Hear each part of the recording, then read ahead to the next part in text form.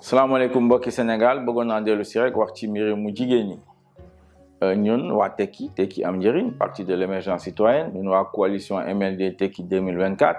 wax nañ ko ñu ngi koy baamtu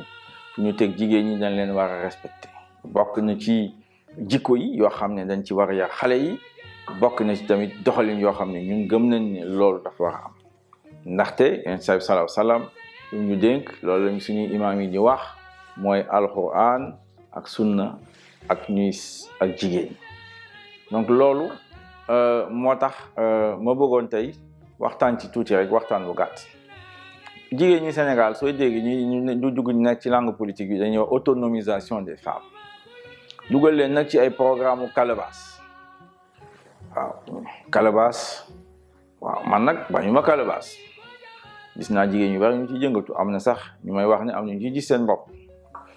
mais gëm naa ne suñu bëggee jigéenu Sénégal ñoom ci seen bopp dañu war a tekki am njëriñ ñoom ci seen bopp dañoo war a amal njëriñ seeni famille seeni gox seeni réew bokk nañu ci askan wi en tout cas ñun suñu gis-gis waa coalition MLD TEKKI 2024 mooy ne ñun ci mbirum financement ci mbirum formation dañu war a yëkkati baara bi waaw jigéenu Sénégal weesu na Calebasse ñun banque populaire la ñu yéen bu am capital bu takku ñi ngi wax 50 milliards ñi ngi wax 60 milliards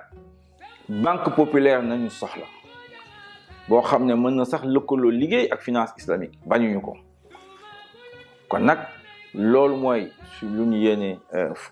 femmes sénégalaises yi jigéenu Sénégal fépp ci Sénégal muy Ourossogui muy Salémata muy Cap Skirring wala fële Pire fu nekk